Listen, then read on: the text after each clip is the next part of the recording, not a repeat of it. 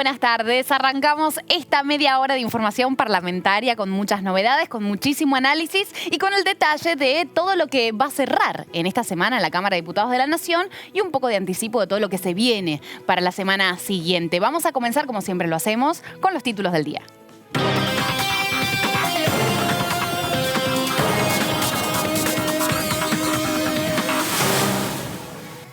Tiene dictamen favorable el proyecto de cupo laboral para personas trans y travestis. La Comisión de Mujeres y Diversidad y también la de Legislación del Trabajo de Diputados avalaron la iniciativa que establece la incorporación del 1% del personal en el sector público y promueve incentivos para el sector privado.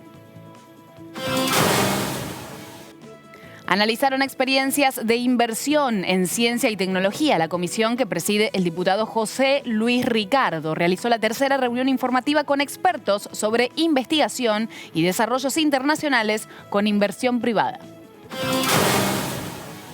Juristas respaldaron la creación de un Código de Defensa del Consumidor. La Comisión de Defensa del Consumidor, del Usuario y de la Competencia realizó una reunión informativa para escuchar la opinión de los especialistas en el tema. El Congreso, iluminado de turquesa por el Día Mundial de la Dislexia. Bajo el lema Unidos por la Dislexia, se busca fomentar la concientización sobre este trastorno que afecta al 10% de la población de todo el mundo.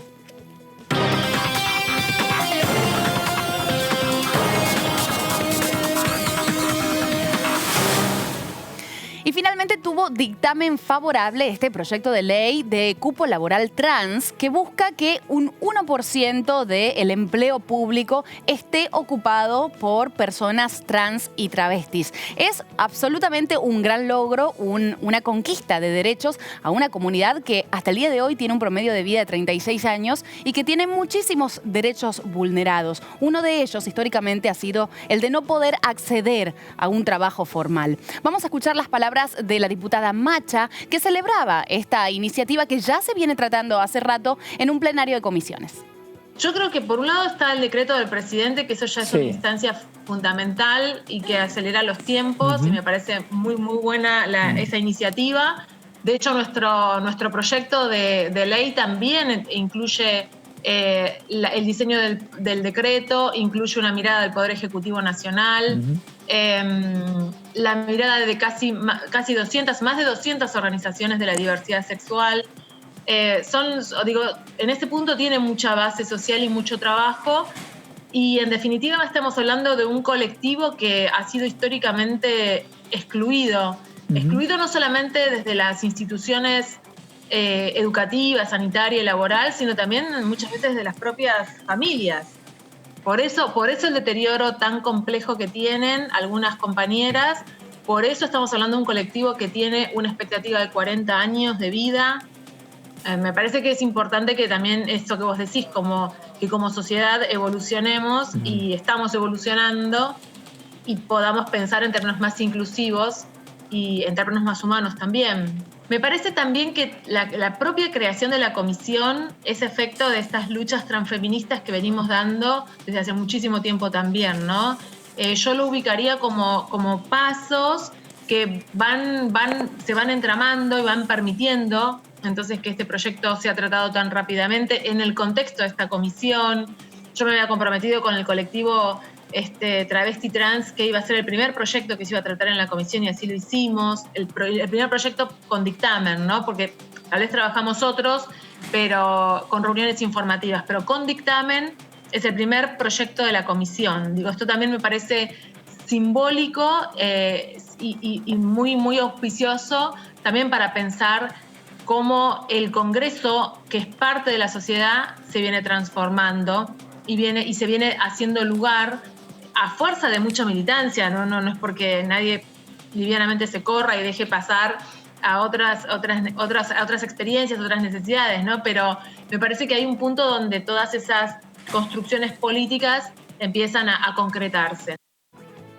A fuerza de mucha militancia de mujeres, de disidencias, finalmente también el Congreso se ayorna a los nuevos tiempos, a esta posmodernidad que pide cada vez más inclusión de derechos y más respeto y tolerancia a la diversidad. Y es bueno saber que en la comisión no hubo grietas políticas respecto a este avance en los derechos. Vamos a escuchar las palabras del diputado Ferraro de la Coalición Cívica.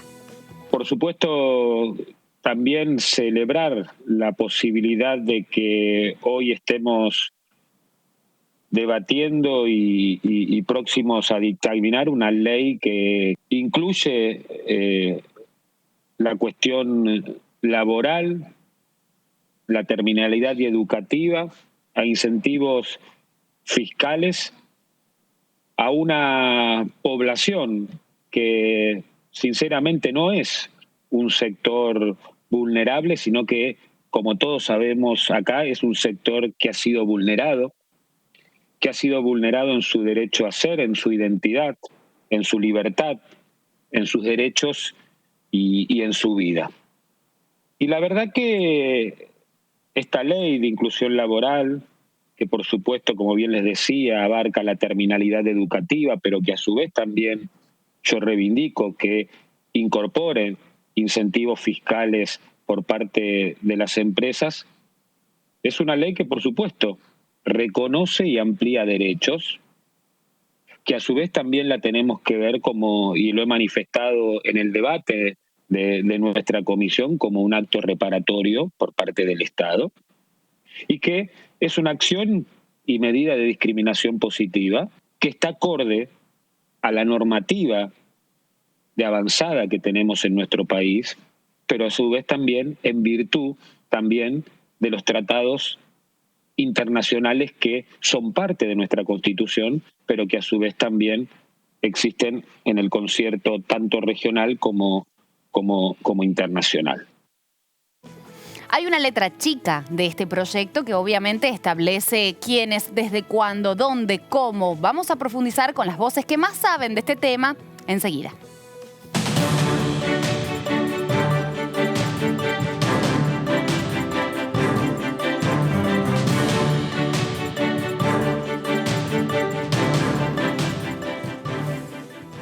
Y cuando les digo de las voces que más saben, no me equivoco porque estamos en comunicación telefónica. Bueno, telefónica no, en realidad en comunicación vía Skype con nuestra compañera Mariana Carvajal, que siempre es un gusto escucharte. Mariana, ¿cómo estás? Buen mediodía. Nosotras ya repasamos la letra chica de este proyecto, pero vamos a seguir hablándolo. Te invito a que juntas o escuchándote la sinteticemos, ¿no? Los puntos más importantes de este proyecto que nos da alegría hasta el momento, obviamente. ¿Qué tal, Maga? Qué gusto verte por allí. Mira, primero destacar, como venían diciendo la diputada Macha, el diputado Ferraro, que se trata de un reclamo histórico del activismo LGBT y de las mujeres, que ahora va a pasar a la Comisión de Presupuesto y Hacienda. Este es un primer dictamen, después tiene que pasar al recinto y después, bueno, con esa media sanción al Senado. Establece, por un lado, un cupo del 1% que deben ser contratadas personas trans en los 3 poderes del Estado, nacional y en las empresas estatales. Incentivos fiscales para el sector privado que contrate personas del colectivo trans. Bien. El texto señala que las contribuciones patronales que se generen por la contratación de las personas beneficiarias de esta ley, cuando se apruebe, podrán tomarse como pago a cuenta de impuestos nacionales. Y además se promueve el acceso al crédito con tasas preferenciales para las personas del colectivo trans. Puntualmente el texto dice que el Banco de la Nación de la República Argentina debe promover estas líneas de crédito. Creo que es interesante para destacar que es un dictamen que fue confeccionado a partir de 16 proyectos presentados, que tomó eje del dictamen, de un dictamen previo del 2018, de propuestas de 150 organizaciones y reflexiones y observaciones que hicieron desde el Ministerio de Mujeres, Géneros y Diversidad, del Ministerio de Trabajo, de la Jefatura de Gabinete y de la Secretaría Legal y Técnica de Nación. ¿Por qué destaco esto? Porque muchas veces se puede avanzar con un buen texto, con un lindo texto, con un buen espíritu, pero después es difícil ponerlo en la práctica. En este sentido, ha tenido toda esta revisión, con lo cual una vez que se convierta en ley, sabemos que tenemos un antecedente muy cercano, hace pocas semanas se firmó, el presidente Alberto Fernández firmó el decreto 721 por el cual se estableció este cupo laboral en la administración pública nacional. Y hay algunas leyes de cupo e inclusión laboral ya aprobadas en distintas provincias que se están empezando a implementar,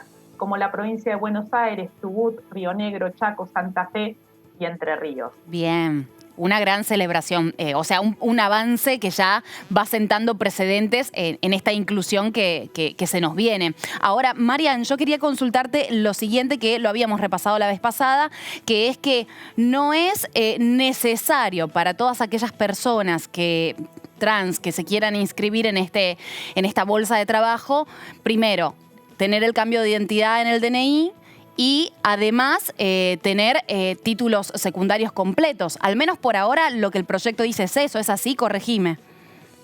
Sí, no es una exigencia desde ya y además, como señalaba el diputado Ferraro, promueve la terminalidad escolar, ¿no? Eso también lo destaca el decreto del presidente Alberto Fernández, que se promueve que puedan terminar el secundario por esta cuestión histórica que han sido excluidas también de la escolaridad. Y te quiero señalar, antes de cerrar, también una media sanción importante que hubo ayer en el Senado, pero que ahora viene para ser tratada en diputados, que tiene que ver con un proyecto de ley de equidad de género en los medios, medios que es obligatorio para los medios públicos, de gestión audiovisuales, de gestión pública, y que promueve incentivos para los que son de gestión privada. Y esto es interesante, ya en la Comisión de Mujeres que encabeza Macha de Mujeres y Diversidad en la Cámara de Diputados, tienen un proyecto que se elaboró este año a partir de consultas en foros federales con representantes de la comunicación y el periodismo de todo el país.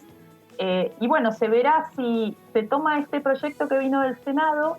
Yo creo que hay que hacerle algunos ajustes en relación a la definición de qué significa equidad de género desde la perspectiva de la diversidad sexual, porque por ahí si no está bien aclarado, y esto lo deja el proyecto en manos de la autoridad de aplicación del Ejecutivo, bueno, va a ser un salvoconducto para que no se cumpla efectivamente. Entonces ahí se verá si se le incorpora alguna modificación o si se lo toma como viene y se avanza con el tratamiento de esta media sanción del Senado. Para destacar también, sabemos que las mujeres tenemos poco espacio en los medios audiovisuales, y este proyecto, impulsado desde el colectivo de periodistas argentinas, apunta justamente a esto, a poner la lupa también. Bueno, ahí también es necesario ese empujoncito que significan estos proyectos de discriminación positiva para equilibrar esta balanza que sabemos que es tan desigual con solo hacer un zapping por los canales o las radios, ¿no? Sí, quienes conducen, quienes están al frente, bueno, acá en Diputados TV sabemos que es bastante repartido y hay que destacarlo, pero no ocurre lo mismo en los demás canales. Excelente dato el que arrojás de definir equidad, ¿no? Para después no dejar para el libre albedrío de la interpretación de según quién quiera aplicar o no la ley, equidad para quiénes. Ahora, Marian, para cerrar, siempre me gusta que me cuentes un poquito o que me adelantes sin spoilear lo que podemos saber del domingo de Punto Género. Bueno, el domingo vamos a estar, esta semana juró finalmente la diputada Figueroa, ¿no? Alcira Figueroa, en reemplazo del diputado Amerí, y de Salta, del Frente de Todos, la vamos a tener en el estudio contándonos con qué proyectos viene a incorporarse a la Cámara de Diputados, a terminar este mandato. Una mujer con un currículum, con una historia muy interesante, antropóloga. Bueno, véanlo el domingo a las 21 en Diputados TV, ahí estamos en Punto Género. Así es, tuvimos la chance de conversar un poquito con ella en el recinto y la verdad que es muy interesante tal cual como decís. Domingo 21 horas Punto Género. Mariana, gracias como siempre. Placer escucharte, que tengas buen finde. Buen finde para todos ustedes. Adiós. Nosotros seguimos con información porque ahora vamos a hablar de puentes educativos. ¿De qué se trata? Bueno, de un convenio que firmaron desde la Universidad Nacional de San Martín para poder tener una gestión, una diplomatura en gestión parlamentaria. Es un acuerdo entre la Cámara de Diputados y la UNSAM que permitirá, bueno, a todos los profesionales que trabajan, a todas las personas que trabajan, los trabajadores de la Casa del Parlamento de la Nación, poder profesionalizarse aún más y poder adquirir adquirir herramientas para el tránsito en la vida parlamentaria, que tiene obviamente un montón de carrera por delante y un montón de posiciones y matices desde donde desempeñarse. Una buena opción que obviamente a partir de las redes sociales y del propio sitio de la UNSAM podrán los interesados saber de qué se trata. Esto obviamente coordinado con el Instituto de Capacitación de la Cámara de Diputados.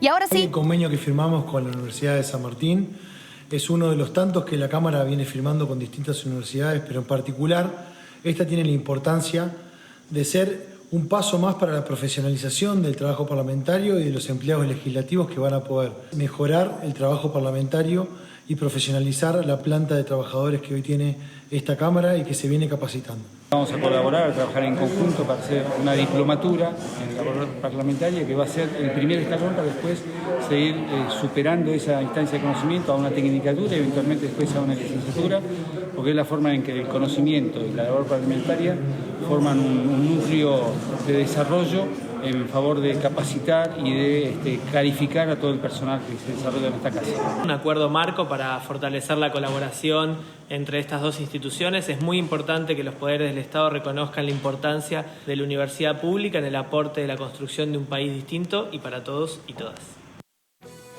Y anoche el que pasó por el Congreso habrá visto una iluminación destacable. El Congreso, el Palacio del Congreso, todo iluminado de turquesa. El que no pudo verlo lo habrá visto por redes sociales y lo puede ver hoy también, porque hoy también va a estar iluminado así. Y no es el único edificio emblemático de la ciudad que estará iluminado de turquesa, sino también que va a estar iluminado de ese color la legislatura porteña. ¿Por qué? Porque es una manera de visibilizar el trastorno de la dislexia, un trastorno invisible que afecta al 10% de la población mundial, que dificulta el aprendizaje del lenguaje, de la lectura, de la interpretación en un montón de personas. Y este pedido, esta iluminación, es para que la ONU pueda decretar un día mundial en el mes de octubre de la dislexia, para visibilizar este trastorno. Jimena López estuvo conversando ayer con DTV El Resumen y contándonos un poquito más sobre esto y sobre esta iniciativa. La iluminación tiene que ver con una movida que se está haciendo en toda Iberoamérica. Estamos conectados en este momento con España y diferentes países de América Latina porque promovemos en realidad la declaración del Día Mundial. Es un pedido que se hizo ante Naciones Unidas y estamos esperando que el 8 de octubre sea declarado el Día Mundial de la Dislexia y que el color azul turquesa sea el color identificatorio a nivel mundial. Sobre todo en los países de habla hispana en principio, que somos quienes promovemos esta iniciativa. Y bueno, trabajamos con DIFAN España, DIFAN Argentina. Y como vos bien dijiste, es una dificultad en el aprendizaje que afecta el 10% de la población. La dislexia tiene que ver con una alteración de letras y por ahí dificultades a la hora de aprender fonemas nuevos. Y bueno, creo que la escuela es un lugar privilegiado donde se puede hacer detección precoz de este tipo de diferencias en el aprendizaje, porque no es que no se puede aprender, sino que se aprende de manera diferente y con adaptaciones realizadas de manera curricular. Entonces, desde ese lugar pedimos mayor capacitación, mejor sensibilidad a la hora de los diagnósticos precoces y no estar tantos años que afectan tanto la historia personal de chicos y de chicas que no encuentran un diagnóstico a lo que les sucede. No buscamos etiquetar a ningún nene, a ninguna nena. Lo que buscamos es poner en palabra lo que está pasando en ese proceso de aprendizaje. Esta semana trabajaron muchas comisiones, además de que hubo sesión. En una de las comisiones se habló sobre las experiencias en lo que es la inversión en ciencia y tecnología. Hubo invitados y una de las invitadas, y un denominador común entre varios de ellos, fue que falta profesionalización en los recursos humanos del área. Escuchemos. Entendiendo por innovación abierta el proceso por el cual una empresa establece vínculos con las universidades o con los centros de investigación públicos privados, creo que un rol clave que ya hace 30 años, porque hay una ley, la 23.877 de promoción y fomento de innovación tecnológica, que crea las unidades de vinculación tecnológica, es entender que tenemos que fortalecer ese puente. Porque esa ley, que fue muy moderna hace 30 años, necesita un upgrade. Nosotros pensamos que es necesario que esas oficinas que adquieren distintos nombres dependiendo en la CONICET, en sus centros científicos tecnológicos, las oficinas de vinculación o las mismas gerencias de vinculación tecnológica, o en la red Vintec, se necesita una mayor profesionalización de los recursos humanos que están dedicados a esa gestión tecnológica, porque a veces los presupuestos involucran probablemente la carrera de investigador o la carrera del personal de apoyo, pero estas figuras muchas veces no son tenidas en cuenta, y para que la vinculación sea eficiente es necesario tener excelentes profesionales bien remunerados dedicados a ellos. Cambiamos de tema porque la Comisión de Defensa del Consumidor, del Usuario y de la Competencia recibió a juristas con la intención de poder escuchar sus opiniones respecto a la creación de un nuevo Código del Consumidor. Un código que venga a actualizar la Ley de Defensa del Consumidor que se sancionó en el 93 y que se imaginarán que desde entonces hasta hoy muchos de los servicios y de los productos y de la cantidad de cosas que consumimos han cambiado, más que nada por la virtualidad y por lo online. Un limbo en donde no siempre estamos respaldados a la hora de consumir cualquier tipo de producto, servicio u otra cosa. Vamos a escuchar entonces las palabras de Gabriel Stiglitz, que es abogado, doctor en Derecho y Ciencias Jurídicas. Claramente llevan ambos a la máxima expresión el grado de protección del consumidor que se puede esperar de una legislación nacional. Establecen nada menos que el principio de orden público de protección y señalan expresamente que el sistema de protección del consumidor es de orden público. O sea, estos códigos proyectados son de orden público y también todos los demás cuerpos normativos que integran el sistema de protección del consumidor. A mayor abundamiento, ambos proyectos de código específicamente establecen que no es válida la renuncia anticipada de los derechos del consumidor, cualquiera sea su modalidad.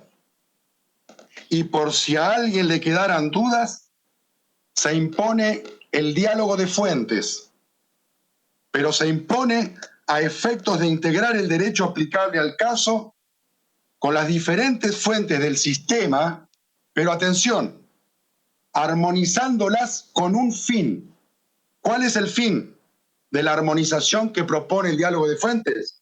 El fin es maximizar, dicen expresamente ambos proyectos, maximizar los derechos humanos y fundamentales en juego. Todo esto demuestra que estos dos proyectos de Código de Defensa del Consumidor son el resultado de enormes esfuerzos colectivos. Son la obra de cientos de constructores.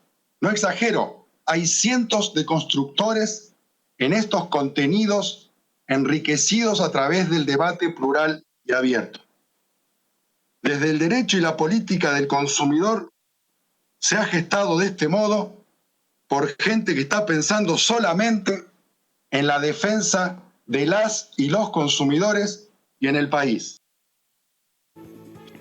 Hoy es viernes y hay comisiones a lo largo de esta tarde. A las 3 de la tarde, por ejemplo, Diputados TV va a transmitir la Comisión de Familias, Niñez y Juventudes, en donde van a exponer miembros de UNICEF sobre la situación que están viviendo todos los chicos y chicas del país respecto a la pandemia y sobre otras problemáticas juveniles que siempre han estado y que particularmente en este momento se ven aún más complicadas y más expuestas.